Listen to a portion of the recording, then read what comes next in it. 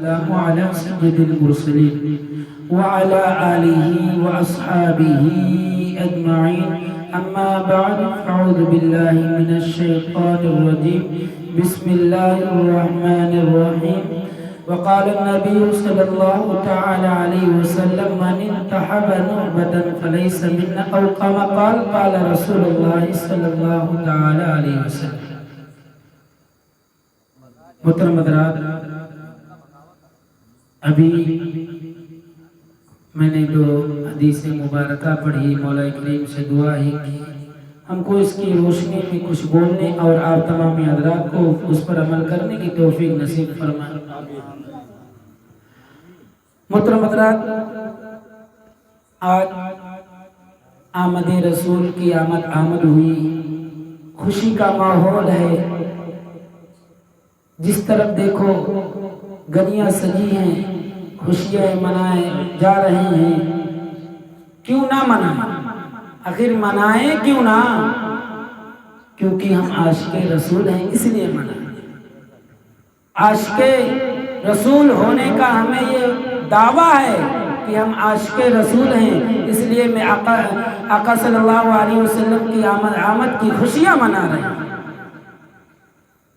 حضرت جب آقا صلی اللہ علیہ وسلم کی آمد ہوئی تو پورے مکہ شہر میں برائیاں عام تھیں. بچیوں کو زندہ دفنا دیا جاتا تھا. برائی بالکل عام تھی. لیکن جب میرے آقا صلی اللہ علیہ وسلم کی آمد ہوئی تو کعبہ بھی جھک کر میرے آقا صلی اللہ علیہ وسلم کو سلام کرتا تھا.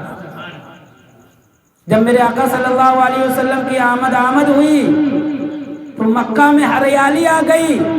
اور اللہ کی مرضی یہ دیکھو کہ مکہ کے شہر کے اندر ایک بھی لڑکی دنیا میں نہیں آئی، کیونکہ میرے اللہ کو یہ گوارا نہیں تھا کہ میرے محبوب کی آمد ہو، میرے محبوب کی آمد ہو جس کے صدقے میں پورے کائنات کو بنایا گیا، جس کے صدقے میں تمام مخلوقات کو پیدا کیا گیا. میرے اس رسول کی آمد ہو جو تمام نبیوں کا امام ہو، اس رسول کی آمد ہو تمام امتیوں کا سربراہ ہو، اس رسول کی آمد ہو جو ہم سب کا نبی ہو. وہ نبی جو آئے اور میرے اللہ کو یہ گوارا نہیں تھا کہ جب میرا حبیب دنیا میں تشریف لائے تو برائی بالکل عام ہو جائے، بلکہ میرا نبی جب دنیا میں تشریف لایا تو لڑکی دنیا میں آئی ہی نہیں. یہ بڑی بات، کیونکہ جب دنیا میں لڑکیاں پہلے پیدا ہوتی تھی تو ان کو زندہ دفنا دیا جاتا تھا. تو اللہ کو یہ گوارا نہیں ہوا. جس دن میرے حبیب کی پیدائش ہوئی اس دن صرف لڑکا ہی جنم لیے، دنیا میں تشریف لائے. یہ تھی میرے محبوب کی برکت. جب آقا صلی اللہ علیہ وسلم کی آمد ہوئی تو دو دائیاں تھیں. حضرت حلیمہ سعدیہ رضی اللہ تعالی عنہا بڑی غریب، غربت کے مارے بڑی پریشان تھی. اتنی پریشان تھی کہ گھر میں کھانے کے لیے کچھ نہ تھے. اتنی پریشان تھی کہ اونٹنی کو کھلانے کے لیے چارے نہ تھے.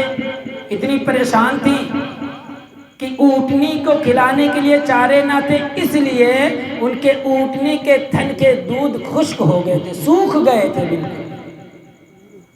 اور حضرت حلیمہ رضی اللہ تعالی عنہا کے اونٹنی کا دودھ خشک ہونے کی وجہ سے اتنی کمزور ہو چکی تھی، اتنی کمزور ہو چکی تھی کہ وہ چل نہ سکی.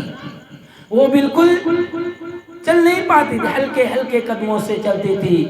کہ ایک دن ہوا کہ جب میرے آقا صلی اللہ علیہ وسلم کی آمد ہوئی تو مکہ کے شہر میں تمام بچوں کی چنکاریاں گونجی. تو حلیمہ سعدیہ ان کے قبیلے کے رہنے والی تمام عورتیں تھیں جو ان کا کام ہی تھا، ان کا پیشہ ہی تھا کہ امیر گھر کے بچوں کو لاتی تھی اور دودھ پلاتی تھی. ان سے جو انعام ملتا تھا وہ اپنے گھر کو چلاتی تھی. ان کا یہ پیشہ تھا. خالی حلیمہ سعدیہ کا نہیں بلکہ ان کے قبیلے کے جتنی بھی عورتیں تھیں وہ سب یہی کام کرتے تھے. کسی امیر زادے بچے کو لاتے تھیں اور ان کے بچوں کو لا کر اپنی دودھ پلاتی تھیں اور ان سے جو روپیہ پیسہ ملتا تھا، کوئی سردار امیر مل گیا، کوئی سردار مالدار مل گیا تو اس سے وہ مالدار ہو جاتی تھی. اسی کی خوشی میں وہ بچے کو لاتی، دودھ پلاتی.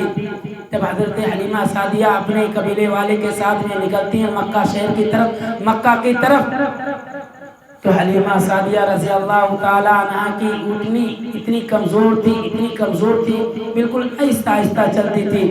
اور ان کی ساتھ کے رہنے والی عورتیں اپنی اونٹنی پر سوار ہوئی اور فوراً چلنے لگی. ان کی اونٹنی تیز ترار تھی.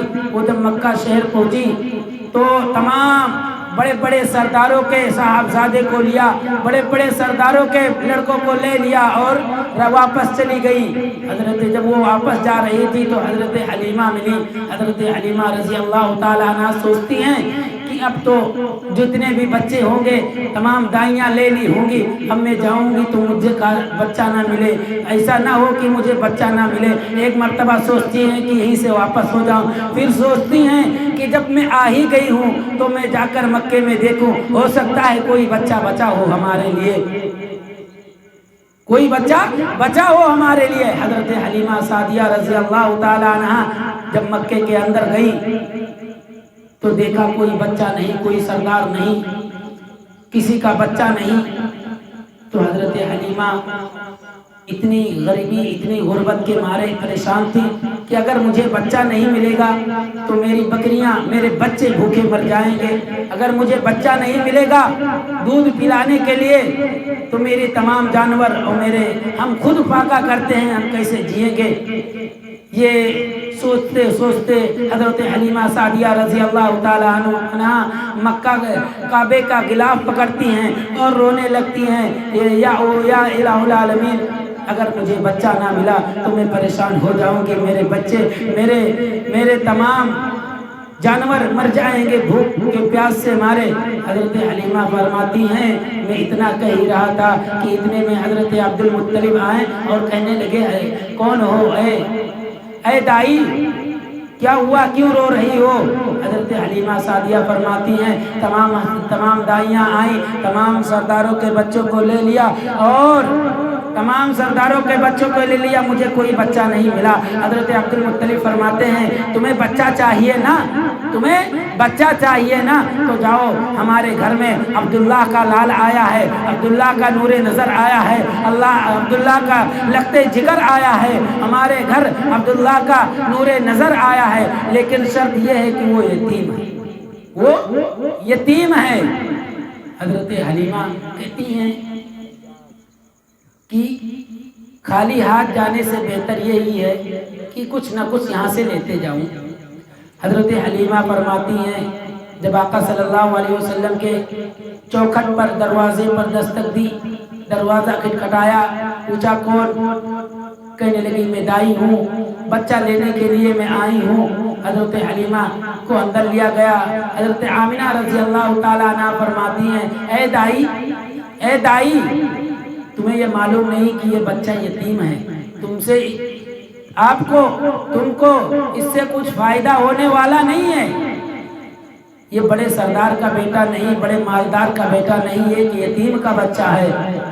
حضرت حلیمہ دیکھتی ہیں آقا صلی اللہ علیہ وسلم پر تو بالکل قربان جاتی ہیں ان کے نورانی چہرے پر اور فرماتی ہیں حضرت دائی حلیمہ سعدیہ رضی اللہ تعالیٰ عنہ محمد رسول اللہ صلی اللہ علیہ وسلم کے آغوش میں لیتی ہیں اور اپنے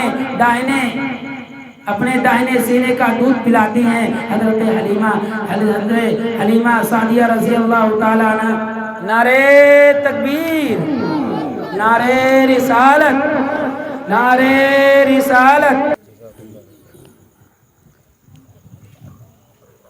درشد اللهم رب محمد صلی اللہ علیہ وسلم نحن بعد محمد صلی اللہ علیہ وسلم صلو علیہ صلاۃ و سلام علیک یا رسول اللہ یا حبیب اللہ صلی اللہ علیہ وسلم.